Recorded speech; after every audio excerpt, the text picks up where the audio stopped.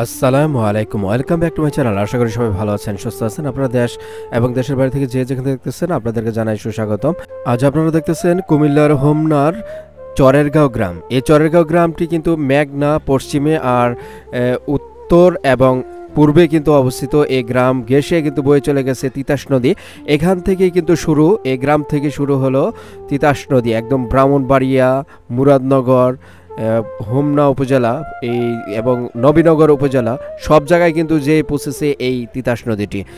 আর এই গ্রামের সৌন্দর্যটা দেখেন কতটা মনোমুগ্ধকর। পাখির চোখে এই গ্রামটি যেদিকে তাকাচ্ছি শুধু সবুজ শ্যামলময়।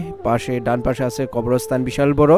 এই বিশাল কবরস্থানে শায়িত আছে শ্রীমদ্দি গ্রামের এবং চরেরগাঁও গ্রামের সব মুরব্বীগণ যারা এই দুনিয়া থেকে চলে গেছেন, সবাই কিন্তু এখানে শায়িত আছেন। সুজলা সুফলা শস্য শ্যামলা এই গ্রাম বাংলা যতই দেখি ততই দেখতে ইচ্ছে করে। তাই ছুটে চলি গ্রামের পর গ্রাম, আমিও ঘুরে ঘুরে দেখি আর আপনাদেরকেও দেখাই।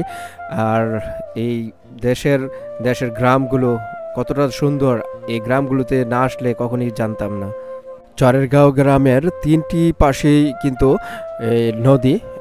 সামনে পশ্চিমে হলো বিশাল মেঘনা নদী, আর পুরো গ্রাম ঘেঁষে কিন্তু বয়ে চলে গেছে তিতাস নদীটি, আপনারা দেখতে পারলেন।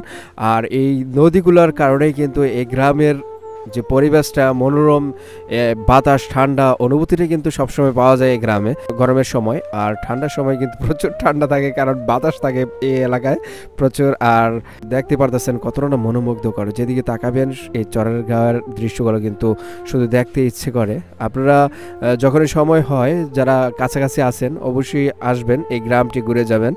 এই গ্রামের দুটি প্রান্তেই কিন্তু কৃষি জমি ভরপুর। এই গ্রামের অধিকাংশ মানুষই কিন্তু কৃষিকাজ করে থাকেন। অনেকে আছেন দূর প্রবাসে আছেন বা দেশের বিভিন্ন প্রান্তে চাকরিতে নিয়োজিত আছেন। সবাই যেন এই দূর থেকে নিজেদের গ্রামটি যেন দেখতে পারে, গ্রাম বাংলার এই দৃশ্যগুলো যেন সবাই অনুভব করতে পারে, মন প্রাণ দিয়ে যেন দেখতে পারে। সেই জন্যই কিন্তু আমি এই দৃশ্যটি ধারণ করেছি।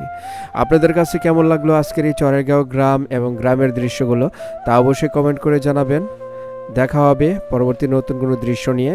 সে পর্যন্ত সবাই ভালো থাকবেন। আর পেজটিতে নতুন হয়ে থাকলে ফলো দিয়ে রাখবেন, লাইক, কমেন্ট এবং শেয়ার করে দিবেন বেশি করে। আল্লাহ হাফিজ।